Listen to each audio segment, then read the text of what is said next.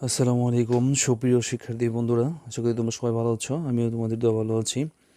দৈনিক গণিত শিক্ষা এই চ্যানেলের পক্ষ থেকে সবাইকে জানাই আন্তরিক শুভেচ্ছা এবং স্বাগতম। আজকে 2021 সালের এসএসসি পরীক্ষা অংশগ্রহণকারী শিক্ষার্থীদের জন্য এই অ্যাসাইনমেন্টের প্রশ্ন এবং নমুনা উত্তরগুলো দেখানো হয়েছে। আর এটা হচ্ছে প্রথম সপ্তাহের অর্থনীতি বিষয়ের প্রথম সপ্তাহের বিষয়কোড হচ্ছে এটা 141। এখানে দেখো প্রশ্নে তোমাদের কি বলা হয়েছে। অর্থনীতি অ্যাসাইনমেন্ট একে প্রথম অধ্যায় অর্থনীতি পরিচয়। আর অ্যাসাইনমেন্টটা হচ্ছে বাংলাদেশের অর্থ ব্যবস্থায় ব্যক্তিগত ও সরকারি উদ্যোগ সম্মিলিতভাবে কাজ করে। উক্তিটিতে নির্দেশিত অর্থব্যবস্থার বৈশিষ্ট্য উল্লেখপূর্বক বিভিন্ন অর্থ ব্যবস্থার তুলনামূলক সুবিধা ও অসুবিধা মূল্যায়ন। বিভিন্ন অর্থনৈতিক শিখন ফলার বিষয়বস্তু হচ্ছে বিভিন্ন অর্থনৈতিক ব্যবস্থার পরিচয় বর্ণনা করতে পারবে এবং বিভিন্ন অর্থনৈতিক ব্যবস্থার তুলনামূলক সুবিধা ও অসুবিধা মূল্যায়ন করতে পারবে। আর এখানে নির্দেশনা সংকেত বা ধাপ বা পরিধি দেওয়া আছে। বিভিন্ন ধরনের অর্থনৈতিক ব্যবস্থার ধারণা, মিশ্র অর্থ ব্যবস্থার বৈশিষ্ট্য, বিভিন্ন অর্থ ব্যবস্থার তুলনামূলক সুবিধা ও অসুবিধা মূল্যায়ন, কোন অর্থনৈতিক ব্যবস্থাটি ভালো তার সপক্ষে যুক্তি। এখানে নির্দেশিকা দেওয়া আছে, এখানে নির্দেশক যারা মূল্যায়ন করবে তাদের জন্য এটা দেওয়া আছে। আর এখানে তোমাদের এই নম্বরের ব্যক্তিটাও দেওয়া আছে। এই ছিল তোমাদের প্রশ্ন। তাহলে চলো আমরা এবার প্রশ্নের নমুনা উত্তরটা দেখে নিই। সুপ্রিয় শিক্ষার্থী বন্ধুরা, এখানে বিভিন্ন অর্থ ব্যবস্থার তুলনামূলক সুবিধা ও অসুবিধা মূল্যায়ন, এটা হচ্ছে তোমাদের এটা শিরোনাম। বাংলাদেশের অর্থব্যবস্থায় ব্যক্তিগত ও সরকারি উদ্যোগ সম্মিলিতভাবে কাজ করে।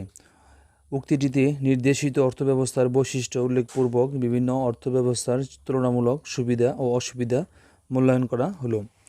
বিভিন্ন ধরনের অর্থনৈতিক ব্যবস্থার ধারণা, মোট উৎপাদিত সম্পদের অর্থমূল্য কিভাবে উৎপাদনের উপাদানগুলোর মধ্যে ভাগ করা হয় তা নির্ভর করে দেশের অর্থনৈতিক ব্যবস্থার ওপর। যে ব্যবস্থা বা কাঠামোর আওতায় উৎপাদনের উপাদানসমূহের মালিকানা নির্ধারিত হয় এবং উৎপাদিত সম্পদের বণ্টন ও ভোগ প্রক্রিয়া সম্পাদিত হয় তাকে অর্থনৈতিক ব্যবস্থা বলে। এই ব্যবস্থা জনগণের অর্থনৈতিক কার্যাবলী এবং অর্থনীতি বিষয়ক প্রাতিষ্ঠানিক ও আইনগত কাঠামোর সমন্বয়ে গড়ে ওঠে। বিশ্বে বর্তমানে 4 ধরনের অর্থনৈতিক ব্যবস্থা কার্যকর রয়েছে।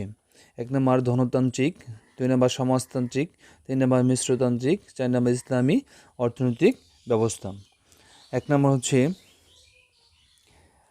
ধনতান্ত্রিক অর্থনৈতিক ব্যবস্থা। ধনতান্ত্রিক অর্থনৈতিক ব্যবস্থায় উৎপাদনের উপাদানসমূহ ব্যক্তি মালিকানাধীন। উদ্যোগ গ্রহণে ব্যক্তি একক বা গোষ্ঠীবদ্ধ স্বাধীনতার অধিকারী। অবাধ প্রতিযোগিতা, সর্বাধিক মুনাফা অর্জন, ভোক্তার স্বাধীনতা, শ্রমিক শোষণ ইত্যাদি ধনতান্ত্রিক অর্থনৈতিক ব্যবস্থার বৈশিষ্ট্য। 2 সমাজতান্ত্রিক অর্থনৈতিক ব্যবস্থা। সমাজতান্ত্রিক অর্থনৈতিক ব্যবস্থায় উৎপাদনের উপকরণ সহ সব সম্পদ রাষ্ট্রীয় মালিকানাধীন। অর্থনৈতিক কার্যাবলীতে সরকারি নির্দেশনা, ভোক্তার স্বাধীনতার অভাব অর্থনৈতিক কার্যাবলীর প্রধান উদ্দেশ্য। সর্বাধিক মুনাফা অর্জন, আয় বণ্টন ইত্যাদি সমাজতান্ত্রিক অর্থনৈতিক ব্যবস্থার বৈশিষ্ট্য। 3 মিশ্র অর্থনৈতিক ব্যবস্থা। ধনতান্ত্রিক ও সমাজতান্ত্রিক অর্থনৈতিক ব্যবস্থার পাশাপাশি বর্তমান বিশ্বে আরও একটি অর্থনৈতিক ব্যবস্থা বিরাজমান, সেটি হলো মিশ্র অর্থনৈতিক ব্যবস্থা। এটি মূলত ধনতান্ত্রিক ও সমাজতান্ত্রিক অর্থনীতির কিছু কিছু বৈশিষ্ট্যের সমন্বয়ে গড়ে ওঠা একটি ব্যবস্থা। 4 ইসলামী অর্থনৈতিক ব্যবস্থা। এটি মানুষের জীবনের সামগ্রিক আলোচনা করে। আল্লাহ তাআলা মানুষ সৃষ্টি করেছেন, মানুষের জন্য প্রয়োজনীয় সব ধরনের দ্রব্য সামগ্রী, জীবজন্তু, পরিবেশ ও বস্তুসমূহ সৃষ্টি করেছেন।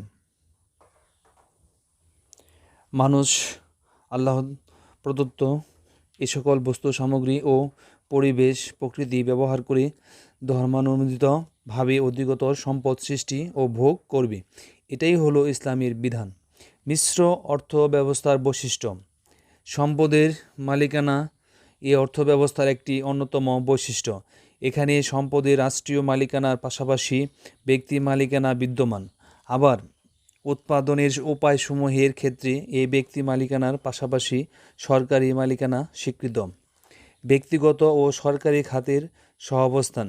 মিশ্র অর্থনীতিতে ব্যক্তিগত ও সরকারি খাত পাশাপাশি অবস্থান করে। এখানে ব্যক্তিগত ও সরকারি খাতে সামাজিক কল্যাণকে বেশি প্রাধান্য দেওয়া হয়। অনেক সময় ব্যক্তিগত খাতের উপর সরকারি নিয়ন্ত্রণ ও বিধিনিষেধ আরোপ করা হয়। এখানে তিন নম্বর অর্থনৈতিক পরিকল্পনা ও এখানে অর্থনৈতিক পরিকল্পনা কেন্দ্রীয় পরিকল্পনা কর্তৃপক্ষের মাধ্যমে নিয়ন্ত্রিত হয়, তবে বেসরকারি উদ্যোক্তাদের উন্নয়ন পরিকল্পনাকে রাষ্ট্রীয় পরিকল্পনার সাথে সমন্বয় করা হয়। 4. দাম ব্যবস্থা। এই অর্থ ব্যবস্থায় বাজার অর্থনীতির দাম ব্যবস্থাকে অনুসরণ করা হয়। এখানে দ্রব্য বা সেবার দাম স্বয়ংক্রিয়ভাবে চাহিদা ও যোগানের মাধ্যমে নির্ধারিত হয়, কিন্তু সরকার তার প্রয়োজনে দাম ব্যবস্থা নিয়ন্ত্রণ করতে পারে। 5. ব্যক্তি স্বাধীনতা। মিশ্র অর্থব্যবস্থায় ব্যক্তি স্বাধীনতা রক্ষিত হয়। এখানে ব্যক্তি কী পরিমাণে ভোগ করবে এবং উৎপাদক কী দ্রব্য উৎপাদন করবে সেই ক্ষেত্রে রাষ্ট্র খুব বেশি হস্তক্ষেপ করে না। তবে সমাজের স্বার্থে মাঝে মাঝে ভোগ বা বিপণনের ক্ষেত্রে সরকার বিধিনিষেধ আরোপ করে। 6. বন্টন ব্যবস্থা। যেহেতু এই অর্থব্যবস্থায় ব্যক্তি মালিকানা বিদ্যমান, সেহেতু জাতীয় আয়ের সুষম বন্টন এখানে নিশ্চিত করা খুবই কঠিন। 7. মুদ্রাস্ফীতির উপস্থিতি। মিশ্র অর্থনীতিতে যেহেতু ব্যক্তি উদ্যোগ স্বীকৃত এবং মুনাফা ভিত্তিক উৎপাদন কার্যক্রম পরিচালিত হয়, তাই অনেক সময় অতি উৎপাদন বা কম উৎপাদন হতে পারে।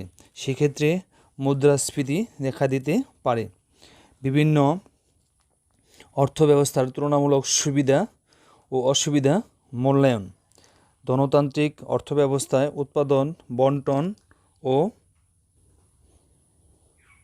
প্রক্রিয়া এবং উৎপাদনের উপায়সমূহ সম্পূর্ণ ব্যক্তি মালিকানাধীন। এখানে সর্বাধিক মুনাফা অর্জনের উদ্দেশ্যে উৎপাদন কাজ পরিচালিত হয়, বাজার নিয়ন্ত্রিত হয় স্বয়ংক্রিয় দাম ব্যবস্থার মাধ্যমে। এই কারণে এ ধরনের অর্থনৈতিক ব্যবস্থায় যে দ্রব্য বা সেবা উৎপাদনে মুনাফা বেশি, ফার্মসমূহ সেই পণ্য উৎপাদন করে। আবার যে প্রযুক্তিতে ব্যয় কম হবে তা উৎপাদন লাভজনক হবে, সেই পদ্ধতিতে উৎপাদন হবে। অন্যদিকে ভোক্তাদের সামর্থ্যের উপর নির্ভর করে সামাজিক উৎপাদন তাদের মধ্যে বণ্টিত হয়। সমাজতান্ত্রিক অর্থব্যবস্থায় রাষ্ট্রই সকল ক্ষমতার ধারক। এখানে অর্থনৈতিক কার্যক্রম যথা উৎপাদন, বন্টন, বিনিময় ও ভোগের ক্ষেত্রে রাষ্ট্রীয় নিয়ন্ত্রণ বিদ্যমান।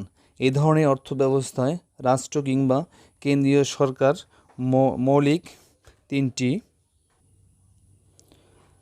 সমস্যার সমাধান করে দেয়।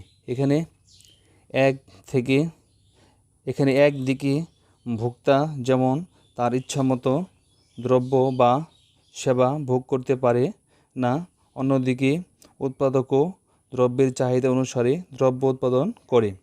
সবশেষে আয় ও সম্পদের বন্টন নির্ধারিত হয় কেন্দ্রীয় সরকার কর্তৃক। সমাজতান্ত্রিক অর্থব্যবস্থায় ব্যক্তিগত মুনাফা সর্বোচ্চকরণ নয়, বরং সামাজিক কল্যাণের জন্য সকল অর্থনৈতিক কর্মকাণ্ড পরিচালিত হয়।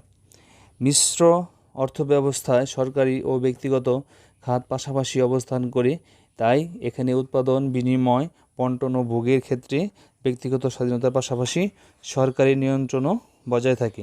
আবার সম্পদের মালিকানা ও ভোগের ক্ষেত্রে ব্যক্তি স্বাধীনতা থাকলেও সম্পদ ও আয় বন্টনের ক্ষেত্রে সরকারি নিয়ন্ত্রণ বজায় থাকে। এখানে স্বয়ংক্রিয় দাম ব্যবস্থাও সরকারি নির্দেশে দাম ব্যবস্থা পরিচালিত হয়। ইসলামী অর্থব্যবস্থা ইসলামী অর্থব্যবস্থায় সকল অর্থনৈতিক কর্মকাণ্ড ইসলামের বিধিবিধান অনুযায়ী পরিচালিত হয়।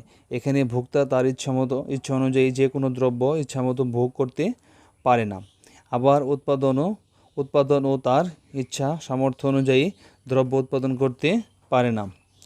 উৎপাদন ও ভোগের ক্ষেত্রে কোরআন ও সুন্নাহ নির্দেশিত বিধি অনুসরণ করে চলতে হয়। এই অর্থব্যবস্থায় উৎপাদিত দ্রব্যের অর্জিত অংশ জাকাত ও সাদকা এর মাধ্যমে বন্টন করে সামাজিক কল্যাণ ও বৈষম্য দূর করা যায়। যে অর্থনৈতিক ব্যবস্থাটি ভালো তার সপক্ষে যুক্তি। উপরে উল্লিখিত 4টি অর্থনৈতিক ব্যবস্থার মধ্যে আমার দৃষ্টিকোণ থেকে মিশ্র অর্থনৈতিক ব্যবস্থা সবচেয়ে ভালো।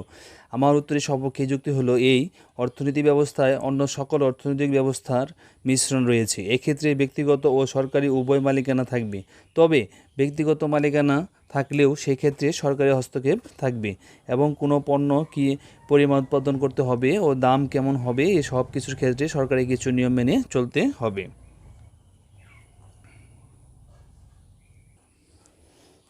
এক্ষেত্রে একটি সুনির্দিষ্ট ও উপযুক্ত পরিকল্পনা অনুযায়ী অর্থনৈতিক কার্যক্রম গ্রহণ করা হয়।